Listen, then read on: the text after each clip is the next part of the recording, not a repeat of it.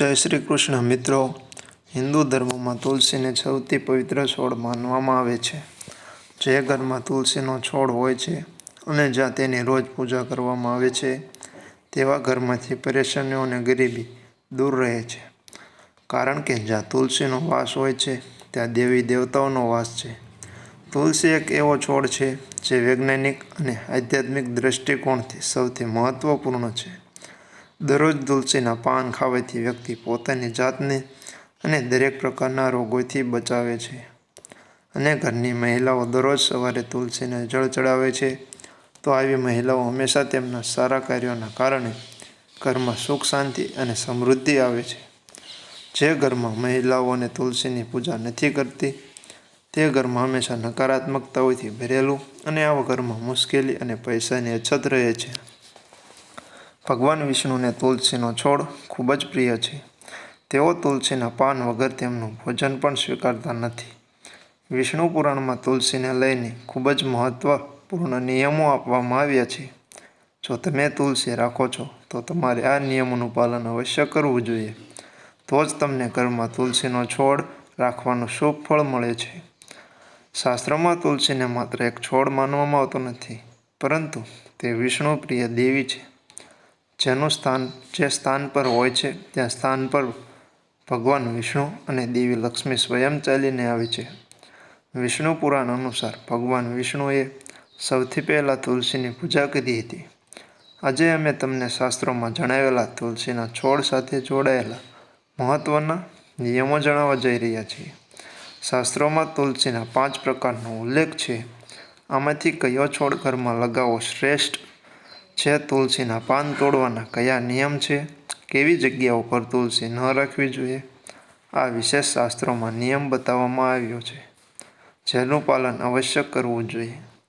ત્યારે જ માતા લક્ષ્મીના આશીર્વાદ પ્રાપ્ત થાય છે. અન્યથા તુલસીને ઘરમાં રાખવાથી કોઈ ફાયદો થતો નથી. જો તમે તુલસીને ઘરમાં રાખો છો તો આ સરળ નિયમોનું પાલન ન કરો તો તે તુલસીનું અપમાન છે. તો ચાલો પહેલાં જાણી લઈએ કે તુલસીના છોડ કઈ જગ્યાએ ન રાખવો જોઈએ. નંબર 1. વાસ્તુશાસ્ત્ર અનુસાર તુલસીનો છોડ ક્યારેય પણ ઘરની છત પર ન લગાવવો જોઈએ. કારણ કે આવી રીતે તુલસીનો છોડ રાખવાથી ઘરમાં સકારાત્મક ઉર્જા પ્રવેશતા અટકે છે. તુલસીનો છોડ એવી જગ્યાએ હોવો જોઈએ જ્યાંથી ઉર્જા અને હવા તુલસીના છોડ સુધી પહોંચી શકે.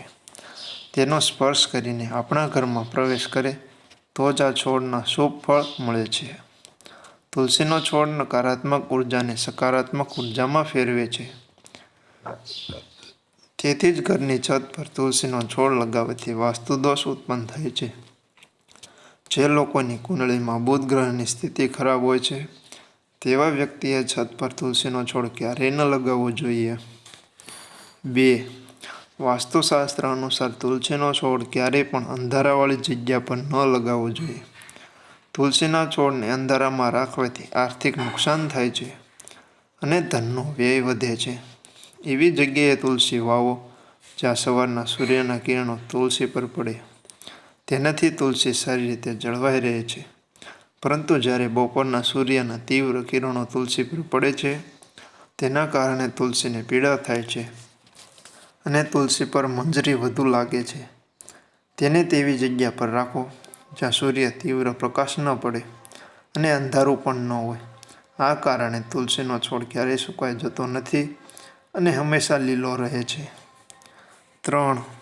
વાસ્તુશાસ્ત્ર અનુસાર જો તુલસીની નજીક નાનું મંદિર બનાવવામાં આવે તો તે ખૂબ જ શુભ હોય છે. તેનાથી તે સ્થાનની પવિત્રતા વધે છે. પરંતુ તુલસીના છોડ પાસે ભગવાન ગણેશ કે મહાદેવ મંદિર કે મૂર્તિ ન રાખવી. શાસ્ત્રોમાં તેનો નિષેધ છે. 4. તુલસીનો છોડ ક્યારેય પણ વધારે ઊંડા ખાડામાં ન વાવવો. 5. તુલસીનો છોડ રોપતી વખતે એ વાતનું પણ ધ્યાન રાખો કે છત પરથી પાણી ન પડવું જોઈએ. તુલસીના છોડને ગટર કે ગંદી જગ્યા નજીક ન વાવવો જોઈએ.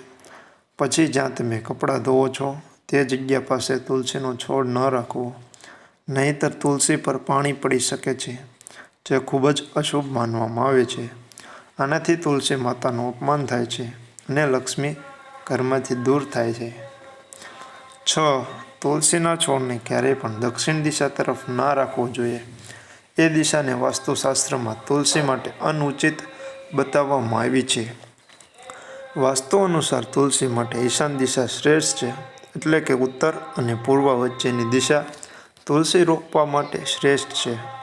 પૂર્વ દિશા પણ તુલસી માટે શ્રેષ્ઠ શુભ માનવામાં આવે છે. તેનાથી ઘરમાં સુખ શાંતિ જળવાઈ રહે છે. તેવી જ રીતે ઉત્તર દિશાને ધનની દિશા માનવામાં આવે છે. આ દિશામાં તુલસીનો છોડ લગાવવાથી સંપત્તિ વધે છે. 7. તુલસીનો છોડ હંમેશા વિષમ સંખ્યામાં લગાવવો શ્રેષ્ઠ માનવામાં આવે છે. અર્થાત 1, 3, 5 સંખ્યામાં તમે તેને લગાવી શકો છો, પરંતુ ઘરમાં માત્ર એક જ તુલસીનો છોડ હોય તો સૌથી સારું રહેશે, જેને તમે સારી રીતે કાળજી લઈ શકશો. 8. તુલસી પાસે ક્યારેય સાવરણી, ચંપલ, કુંડા, દાન વગેરે ન રાખો.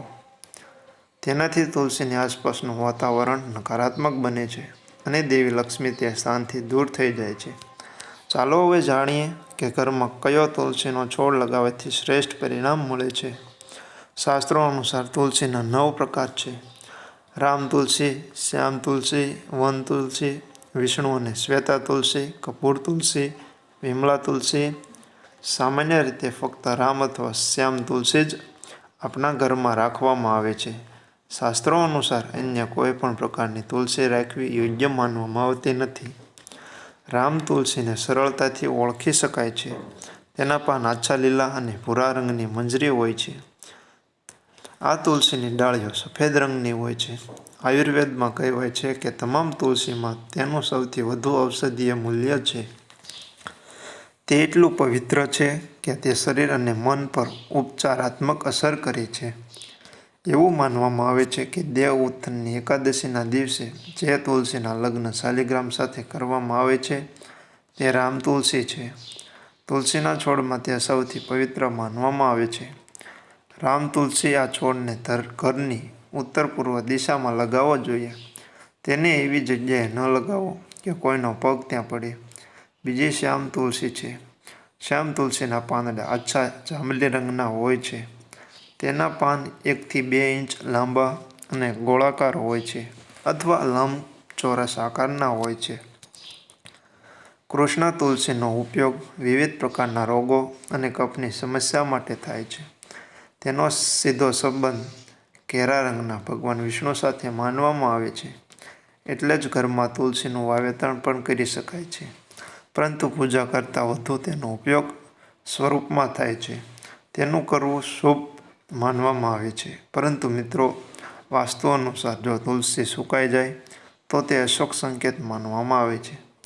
ઘરમાં તુલસીના પાન સુકાઈ જાય છે અને પડવા લાગે છે, જેના કારણે થવા લાગે તેથી તુલસીનું ધ્યાન રાખવું જોઈએ અને જગ્યાએ નવો તુલસીનો છોડ લગાવવો જોઈએ. શાસ્ત્રો અનુસાર જ્યારે તુલસી પર વધારે મોર હોય તો તુલસી મુશ્કેલીમાં હોય છે.